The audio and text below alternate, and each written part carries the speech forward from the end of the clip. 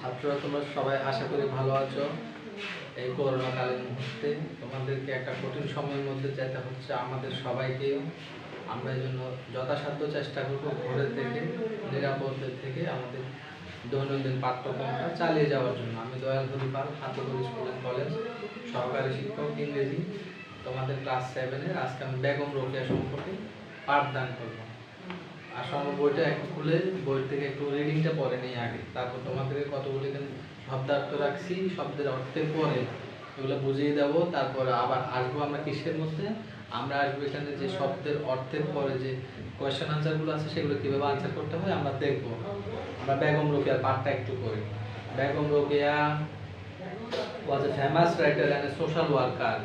Begum Rokeya was a famous writer and a social worker. Begum Rokeya was a famous writer and a social worker. Begum Rokeya ছিলেন একজন প্রখ্যাত, বিখ্যাত, well known, renowned একজন writer. তার writings পড়ে, তার লেখা পড়ে আমরা অনেকে উদ্বুদ্ধ হয়েছি। ঘুমিয়ে পড়া জাতি আবার জাগ্রত হয়েছে। তার লেখা পড়ে সমগ্র মহিলারা যারা অন্ধকার আচ্ছন্ন ছিল তারা আবার জেগে উঠেছে। Famous writer and social worker, সামাজিক কর্মী, সমাজকর্মী ছিলেন। She lived in undivided Bengal in the early 20th century. She lived in, তিনি বসবাস করেছিলেন। তার জন্ম হয়েছিল আর্লি 20th সেঞ্চুরি, বিংশ শতাব্দীর প্রথম দিকে। শতাব্দী 100 বছর আমরা যদি পাই তাহলে সেখানে কি দেখি 1880 সালে তার জন্ম। 1880 সালে তার জন্ম এবং 1932 সাল পর্যন্ত তিনি বেঁচে ছিলেন। She lived in, অতীতকাল, past tense, she lived in, তিনি জন্মেছিলেন আনডিভাইডেড বেঙ্গল, অবিভক্ত বাংলাদেশে। অর্থাৎ তখন বাংলাদেশ, ভারত, পাকিস্তান এগুলি তখন পর্যন্ত ভাগ হয়নি। Undivided Bengal in the early century, 20th century. She believed that, তিনি বিশ্বাস করতেন যে, বেগম রোকেয়া বিশ্বাস করতেন যে women should have the same rights and opportunities as men have in the society. Begum Rokeya বিশ্বাস করতেন সমাজে মহিলাদেরও পুরুষের মতো সমানভাবে বেঁচে থাকার সুযোগ রয়েছে, অধিকার আছে, তাদেরকে সেটা অ্যাটেইন করতে হবে, অর্জন করতে হবে। She believed that, Begum Rokeya believed that women, women, plural number, বহুবচন, সমগ্র নারীদের have the same rights, একই সুযোগ রয়েছে, একই সুবিধা থাকা দরকার, একই অধিকার আছে as men have in the society, পুরুষেরা যেরকম ভোগ করে। So she fought for their cause throughout her life. সারা জীবন ধরে বেগম রোকেয়া মানুষের অধিকার আদায়ের জন্য সংগ্রাম করে গেছেন। She fought for, যুদ্ধ করেছেন। বেগম রোকেয়া যুদ্ধ করেছেন। তার সমগ্র যুদ্ধটা কার জন্য? She fought for their cause, নারীদের অধিকার আন্দোলনের জন্য, অধিকারটা আদায় করার জন্য। throughout her life, যতদিন তিনি বেঁচে ছিলেন ততদিন পর্যন্ত বেগম রোকেয়া নারীদের অধিকার আদায়ের জন্য সংগ্রামটা করেছিল। Begum Rokeya was born in a village called Pairabond, Rangpur in 1880, a rich family. Begum Rokeya একটি সম্ভ্রান্ত ধনী পরিবারে জন্মগ্রহণ করেন 1880 সালে রংপুরে পায়রাবন্দ নামক গ্রামে। A rich family, একটা ধনী পরিবারে। Her father Zahiruddin Mahmud Abu Ali Haider Saber was an educated landlord, একজন শিক্ষিত ভূস্বামী ছিল। তার বাবা ছিলেন একজন শিক্ষিত জমিদার। তার বাবা রংপুরের সম্ভ্রান্ত বংশীয় একজন মানুষ ছিলেন। বাবার নাম কি ছিল? জহিরুদ্দিন মাহমুদ আবু আলী হায়দার সাবের was an educated landlord. Rokeya was married to Khan Bahadur Sakawat Hossain in 1896. Rokeya বিয়ে করেন টু খান বাহাদুর সাকাওয়াত হোসেন in 1896, 16 বছর বয়সে। দেখো আজকের দিনে 16 বছর একটা পারফেক্ট এজ আমরা যদিও বলি, কিন্তু তখনকার দিনে এত প্রাচীনকালে 1880 সালে তার বয়স 16 হওয়ার পরে তিনি কি করেন? বিয়ে করেন। তাহলে তিনি খুব একটা কি করেন নাই? আর্লি ম্যারেজ করেন নাই। Abu Ali Saeed Khan Bahadur Sakawat Hussain in 1896. Her husband was the deputy magistrate of Bhagalpur, now a district in the Indian state of Bihar. বর্তমানে বিহারের একটা প্রদেশ, তদানীন্তন ভাগলপুরের একজন ম্যাজিস্ট্রেটের সাথে তার বিয়ে হয়। Her husband was the deputy magistrate of Bhagalpur, now a district in Indian state of Bihar. He was very cooperative and always encouraged Rokeya to go on with her activities. রোকেয়াকে তার পড়ালেখা চালিয়ে যাওয়ার সময় সে সব সময় উদ্বুদ্ধ করেছেন। বেগম রোকেয়া একজন যোগ্য উত্তরসূরি পেয়েছিলেন। Many upper class Muslims of Bengal at that time learned Arabic and Persian as medium of education and communication. তৎকালীন অনেক সম্ভ্রান্ত উচ্চবংশীয় মুসলিম পরিবারের সদস্যরা আরবি এবং উর্দু ভাষাকে তাদের যোগাযোগের মাধ্যম এবং শিক্ষার মাধ্যম হিসেবে ব্যবহার করত। Many upper class Muslims of Bengal at that time learned শিখত Arabic and Persian as medium of education and communication, but Rokeya had great love for her mother tongue. এত কিছুর পরেও এত মানুষ এত ভাষা শিখতেছে, এটার পরেও বেগম রোকেয়ার কিন্তু তার মাতৃভাষার প্রতি কি ছিল? প্রচণ্ড ভালোবাসা, প্রচণ্ড উদ্বুদ্ধতা ছিল বাংলা ভাষার প্রতি। She learned Bangla and English from her eldest brother Ibrahim. তার বড় ভাই ইব্রাহিমের থেকে বেগম রোকেয়া শিখেছিলেন কি? বাংলা এবং ইংরেজি। আমরা আশা করি রিডিংটা বুঝতে পারছি। যদি না বুঝো তাহলে তোমাদেরকে আমি আবার বোঝাচ্ছি, শুধু বাংলাটা দেখো এখন। তাহলে আমি বলতেছি প্রথম থেকে। এই জীবনীটা কার? বেগম রোকেয়া। বেগম রোকেয়া কি ছিলেন? সমাজ সংস্কারক ছিলেন। বেগম রোকেয়া কি ছিলেন? সমাজের পিছিয়ে পড়া, ঝিমিয়ে পড়া নারীদেরকে উদ্বুদ্ধ করার জন্য আপ্রাণ চেষ্টা করেছিলেন। সে তখন থেকে 1880 সালে তার জন্ম এবং তিনি বেঁচে ছিলেন 1900 কত সাল পর্যন্ত? 32 সাল পর্যন্ত। তৎকালীন এই অন্ধকারাচ্ছন্ন পরিবেশেও শিক্ষার প্রতি ছিল তার প্রকাণ্ড ভালোবাসা, শিক্ষার প্রতি ছিল তার অদম্য উৎসাহ।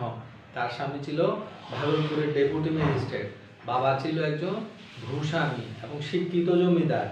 ওই সময়ে অন্য নারীরা, অন্য মুসলিম পরিবারের সম্ভ্রান্ত বংশীয় মানুষেরা আরবি এবং ফার্সি ভাষা শিখলেও বেগম রোকেয়ার ইংরেজি ভাষার প্রতি প্রচণ্ড ভালোবাসা ছিল, বাংলা ভাষার প্রতি তার অগাধ বিশ্বাস শ্রদ্ধা ছিল। এই জন্য সে বাংলা ভাষাকে শিক্ষার মাধ্যম হিসেবে নিয়েছিল এবং তার স্বামী এবং তার বড় ভাই ইব্রাহিম থেকে সে যথাসাধ্য চেষ্টা করে বাংলা ভাষাটাকে আয়ত্তে এনেছিল। তাহলে আমরা এখান থেকে কি পাবো? কতগুলো শব্দ পাই দেখেন তো।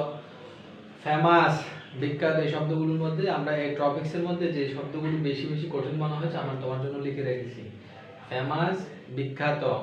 রিনোন্ড, ফেমাস, বিখ্যাত, রিনোন্ড। সোশ্যাল, সামাজিক, সোসাইটি থেকে সোশ্যাল শব্দটা, সোশ্যাল ওয়ার্কার, সোসাইটি। আনডিভাইডেড, অবিভক্ত, বিভক্ত হয় নাই, পুরো সাম্রাজ্যটা এক, অবিভক্ত, আনডিভাইডেড। সেঞ্চুরি, শতক। সেঞ্চুরি শব্দের অর্থ হচ্ছে শতক, 100 বছরে 1 সেঞ্চুরি। তাহলে দশক কি হবে? দশক হবে ডিকেড, 10 বছর। ডিকেড হচ্ছে 10 বছর। সেঞ্চুরি হচ্ছে শতক, 100 বছরে। ফাইট, যুদ্ধ করা। আমরা তোমাদেরকে প্রথমেই বলেছিলাম এই শব্দগুলো হচ্ছে ভার্ব। এই শব্দগুলোর 3টি রূপ থাকে: present indefinite form, past indefinite form এবং পাস্ট পার্টিসিপল ফর্ম। আমরা এগুলো যেহেতু পারি তত শিখবো। ফাইট, ফট। এই শব্দটা আসছে ফাইট থেকে, ফাইট। পাস্ট টেন্সের জন্য ফট এবং পাস্ট পার্টিসিপলে কি হবে? ফট। আমরা বলতেছি কি প্রেজেন্ট ইনডিফিনিট টেন্সের জন্য V1 ধরছি, পাস্ট ইনডিফিনিটের জন্য V2 হিসাব করছি। V3টা হচ্ছে ফার্স্ট পার্টিসিপল। ফাইট, ফট। ফাইট, ফট। এটা প্রেজেন্ট ইনডিফিনিট টেন্স যখন রোকেয়ার জন্য হবে তখন ফাইটের সাথে কি হবে? এস হবে। এটা পাস্ট টেন্স। ফট, রোকেয়া যুদ্ধ করেছিল। For their cause all through her life. Rokeya তার সারা জীবনটা দুঃখী দুস্থ মানুষের অধিকার আদায়ের জন্য কেটে দিয়েছেন। রাইট, সুযোগ, অপরচুনিটি, সুযোগ সুবিধা। এটি এনকারেজ, উৎসাহিত করা। মিডিয়াম, মাধ্যম। লার্ন, শিক্ষা দেওয়া। এখানেও একই রকম কি হবে? 3টা।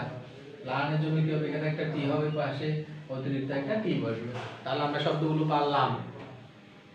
আমরা এখন চাইবো কি কোয়েশ্চেন আনসার গুলো। আমরা এখান থেকে কি কি শিখতে পেরেছি দেখো তো। What do you know about Begum Rokeya? Begum Rokeya সম্পর্কে তোমরা কি জেনেছো? তাহলে আমরা কি বলতে পারি না, Begum Rokeya was a famous writer and a social worker. He worked all through her life for the cause of independence of our women folk. women folk নারী জাতির জন্য। আবার আসি, what do you know about Begum Rokeya? Begum Rokeya সম্পর্কে আমরা কি জানি? তাহলে আমরা কি কি পেলাম? Begum Rokeya is a social worker. Begum Rokeya is a social worker and a famous writer. He fought all through her life for the cause of the oppressed women folk. নির্যাতিত, নিপীড়িত মহিলাদের জাগিয়ে তোলার জন্য তিনি কাজ করেছেন। When was she born? কত সালে তিনি জন্মগ্রহণ করেছিলেন? He was born in early 20th century, that is 1880 1880 সালে তিনি জন্মগ্রহণ করেন। Where was she born? কোথায় তিনি জন্মগ্রহণ করেন? Where was she born? She was born in Rangpur district. She was born in Rangpur district. Who was her father? Her father was a famous landlord and educated landlord. Landlord Bhushami. When was she married? তাহলে আমরা কি পাবো? কত সালে তিনি married করেন? 1896. Begum Rokeya was married in 1896 with an educated husband named Khan Bahadur Sakawat. What did she fight for? She fought all through her life for the cause of the uneducated woman. When did she live?